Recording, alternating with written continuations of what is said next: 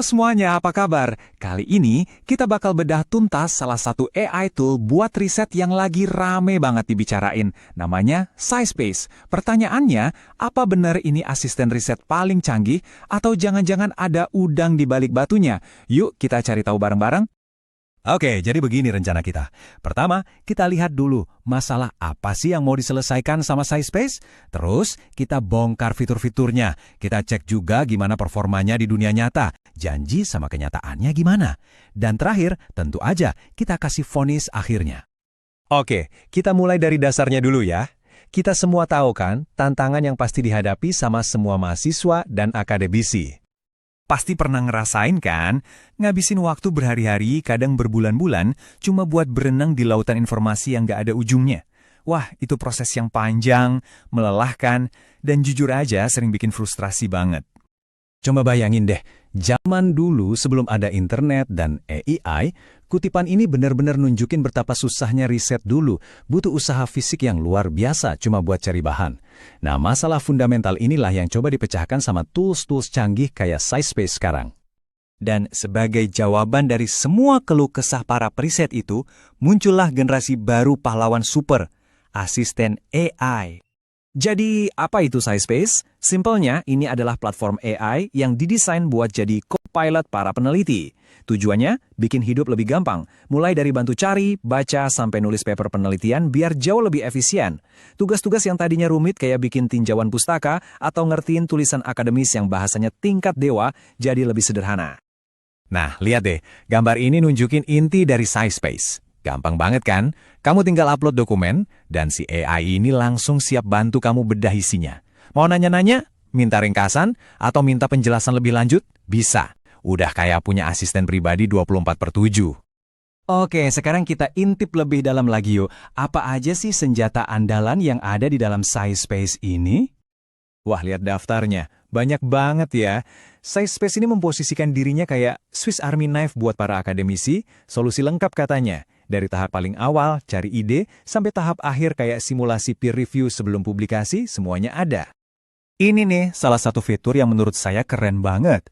Kamu tinggal sorot aja teks manapun dan boom, langsung muncul pilihan buat meringkas, menjelaskan, atau bahkan cari paper lain yang terkait. Bener-bener kayak punya ahli yang nempel di samping kamu terus.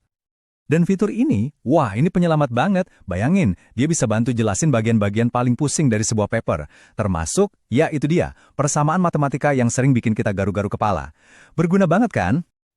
Oke, dan ini poin yang super penting. SciSpace itu nggak cuma ngasih jawaban, tapi dia juga nunjukin, jawabannya aku ambil dari sini loh, lengkap dengan sitasi yang bisa kamu klik. Ini krusial banget buat membangun kepercayaan, karena di dunia akademik, sumber itu segalanya.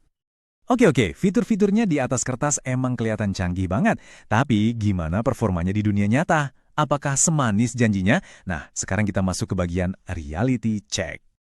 Ini pertanyaan utamanya kan? Apakah semua klaimnya itu beneran terbukti? Ini yang perlu kita tahu sebelum kita rela ngeluarin waktu, apalagi uang buat langganan. Coba kita bandingin sebentar. Kalau dilihat dari tabel ini, harga SciSpace itu lumayan ya, lebih mahal dari beberapa kompetitornya. Terus, paket gratisannya juga lebih terbatas, cuma bisa analisis sedikit paper. Dan yang agak bikin penasaran, model AI gratisannya cuma dibilang standar, gak jelas pakai teknologi apa. Nah, ini salah satu masalah yang cukup serius. Ada pengguna yang laporin kalau SciSpace ini bisa halusinasi. Maksudnya apa? Si AI ini bisa ngarang referensi, bikin kutipan dari paper yang ternyata nggak pernah ada. Buat riset akademis, ini jelas red flags besar. Dan masalahnya nggak berhenti di situ. Ada juga keluhan-keluhan pedas soal tagihan dan customer service. Katanya, tiba-tiba langganan diperpanjang otomatis tanpa pemberitahuan. Wah, tahu-tahu tagihan datang, kan kaget. Ini nih membawa kita ke sebuah pertanyaan yang lebih dalam soal etika. Dan ini bukan cuma buat SciSpace ya, tapi buat semua aplikasi chat with PDF sejenis. Sebenarnya, boleh nggak sih kita seenaknya upload paper orang lain ke platform-platform ini? Jawabannya secara umum, ya nggak etis. Kalau kita upload paper tanpa izin atau tanpa atribusi yang benar, itu bisa melanggar hak cipta.